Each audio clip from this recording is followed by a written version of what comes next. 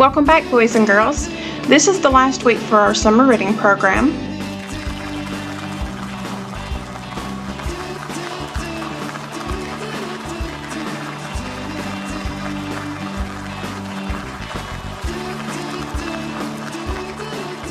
So, this last story is a cooked up fairy tale. Well, William loves to cook, and he is a chef. So he cooks up all kinds of yummy things. And he does things a little bit differently, and they're not used to that. But just because we do something that's different doesn't mean it's wrong. It's just us, right? We all do things differently. And we all have our own strengths and abilities. And William is going to show how great of a chef he is. So let's see. Although William lived in the magical land of fairy tales, he preferred pastries to princesses, kitchens to kingdoms, and recipes to the royal reporter. Can you guys see here what the royal reporter is? Our little bear friend here has one. What does that look like to you? A newspaper. So that must be their local newspaper.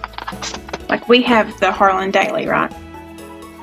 William dreamed of being a chef known throughout the land. Whether sautéed, sifted, basted, or baked, pureed, poached, filleted, or flaked. William's dishes were perfect. But cooking happily ever after was a different story. He tried working at the brick house. The brick house. Let's see. I want you guys to try to figure out what fairy tale the brick house represents. What fairy tale story has a brick house in it? Here's another hint. What do we see up here in this window? Is that a little piggy? And what about another little piggy there? Oh, and look, our little waiter down here is a piggy. So how many piggies does that make? 1, 2, 3 pigs. How about the 3 little pigs? I bet that's what this is from, right? I bet you figured that out before I did, didn't you? You guys are so smart. Kiss your brain. But the menu was too dangerous.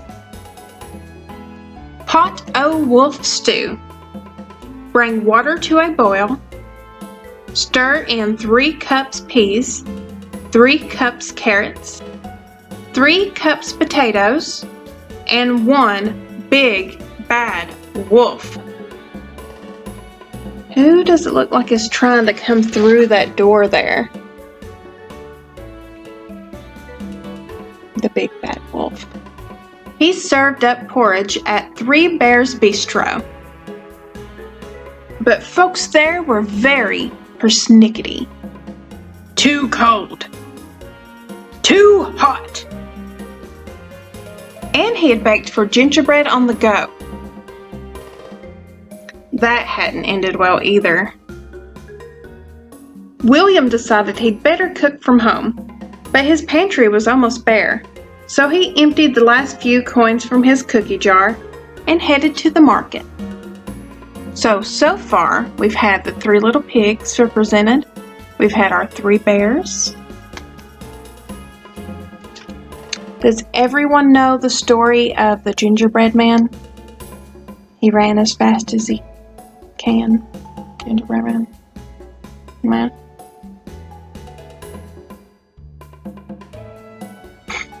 What's this? Asked William. Fairy tale food. Must be splendid.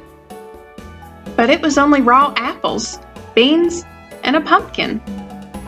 This isn't splendid, said William. Clearly, fairy tale headquarters needs a good chef to spice things up before the bedtime delivery. So he sliced and diced, chopped and topped, and stirred and whirled. Then he packed up his delectable creations and followed the signs to fairy tale headquarters. Judy, I need the apples. And I need the beans. The pumpkin, Judy. The pumpkin. Where can that delivery be? Asked Judy in a stew. This witch needs apples. What fairy tale do you know that involves a witch and apples? Think, what would a witch do to an apple that could lead you to the right story? Let's think on that as we go. Who are these little guys with the high-pitched voices? Look how cute they are. Let's think of a fairy tale that involves a few different mice who really need a pumpkin for something. You guys think on that one too. I believe I can help, said William. May I present baked apples with caramel drizzle, bean soup with smoked ham, and pumpkin pie with cream and candied pecans. Pecans.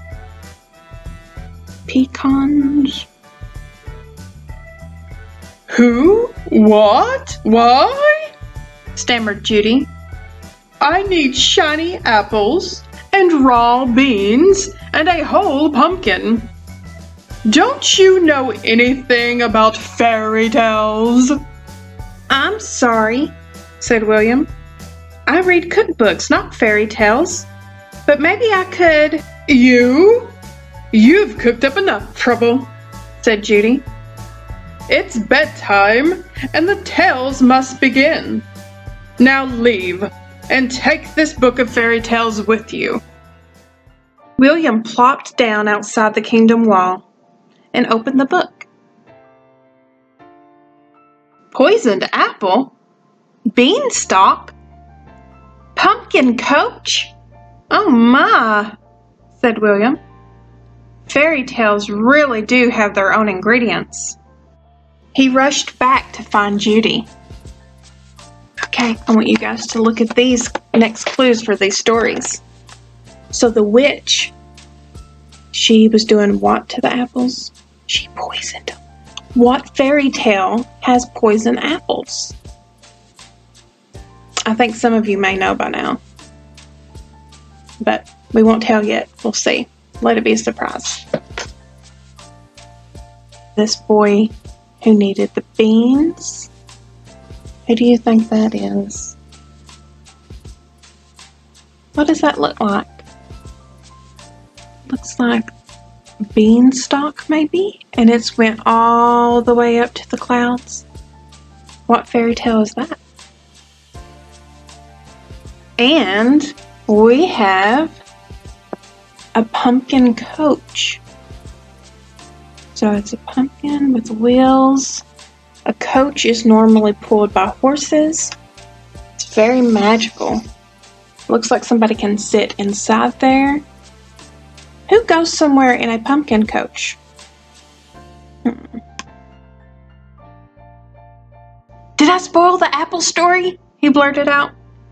Snow White? Actually, she loved your baked apples and ate every one. She was so stuffed that she fell into a deep sleep. Of course, this caused a stir with those 7 dwarfs. But then there was a passing prince and a kiss, so happily ever after. Whew, thank goodness, said William. And the bean story? Before we move on to the bean story, I think we figured this out. It's Snow White and the 7 dwarfs. Who knows that story? So, not quite as dangerous as the original, right? It worked out. Jack and the Beanstalk? The giant said something like, "Fee, fi, fo, fum, I smell soup and I want me some." Well, Jack was in a pickle, but he drove a hard bargain and traded the pot of soup for the giant's castle in the clouds. Another happily ever after. Such a relief, said William. Okay, we've got it. It's Jack and the Beanstalk. Remember talking about that one a few times? We're pretty familiar with that one by now. What about the pumpkin tale? Cinderella? It's still unfolding. We'll find out together. Oh no, said William. This is a recipe for disaster. Okay, so we already know that this one is Cinderella, but it's still happening. So what do you think will happen? The other two stories have worked out so far, but look at this. It's not a pumpkin carriage, she's actually riding in the pumpkin pie that he made. Oh, it looks so messy. I don't know how that could work out. She's supposed to be nice and pretty and clean for the ball. Then, slip, flip, whack, smack. Oh no! Instead of the prince finding her glass slipper after they had danced and had a wonderful night, right off the bat, she slips in that awful gunky pie. Well, delicious pie, let's be honest. But she slips in it, and one of her glass slippers flips right off of her. And who does it hit? Prince Charming, oh no. Scrumptious, said the prince. Simply delicious. He took another bite and said, I vow to search all the land until I find the baker of this pie. Cinderella slumped in her puddle of pumpkin. This isn't happily ever after, sighed Judy. Happily ever after, murmured William. He strode right into the fairy tale. Your Highness, I baked the pie, and I will bake you pies ever after. But may I suggest you can have your pie and your princess too. The prince gazed at Cinderella. You're a feast for my eyes, he said. Would you care to dance? My, said Judy. It looks like you've cooked up another happy ending. And from that night forward, the prince and his princess ate like kings and queens, and William cooked happily ever after. So see, everyone is gathered around from all of our stories that were involved here, and they're all enjoying his big feast that he's made. William didn't do what people had always done in those stories, and they were a little worried about it, but it all turned out just fine. So he used his skill to make the stories even better for the characters. They were less dangerous for sure, right? Thank you guys again for watching. Thank you for watching each week. Thank you for watching over and over when you've really enjoyed the videos. I really appreciate you guys reaching out to us, doing the project that we did last week, doing your reading logs. I want to thank all of our guest readers that came. And I do, again, want to say I miss you guys so much. I know I've said that over and over, but it's true. I really miss my Storytime kids, and hopefully we can get back to normal. You guys be safe out there. Let's do what we gotta do to get back on track. And anytime you guys want to reach out, I've had parents send in pictures of their kids reading. I got a very sweet video from a child reading their fairy tale that they made, and I really want to thank each of you for your continued support. And like I said, I know this has been a wacky year, but I hope that what we've been able to provide, though it's very different from years past, I hope you guys have really enjoyed it. And yeah, I really miss you all so much. I can say it over and over and over because it's so very true.